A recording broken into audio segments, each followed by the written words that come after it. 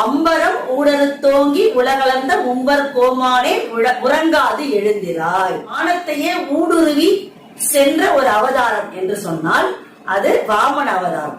திருப்பாவையில 3 இடங்களில் ஆண்டாள் வாமன அவதாரத்தை சிறப்பித்து சொல்லியிருப்பான். ஓங்கி உலகளந்த உத்தமன் பேர் பாடி அப்படின்னு அந்த 3வது பாசனத்துல பார்த்திருக்கோம். இந்த பாடல் என்ன சொல்றா, அம்பரம் அப்படின்னா வானத்தையே ஊடறுத்து ஓங்கி இந்த உலகத்தை அளந்த எம்பெருமானே.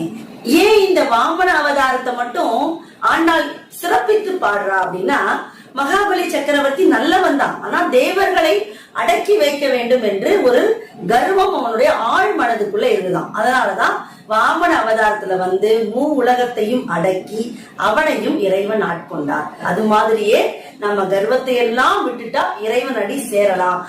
வாமன அவதாரத்துல இப்படி ஒரு உட்பொருள் இருக்கு. அதனாலதான் ஆண்டாள் நிறைய இடங்களில் அந்த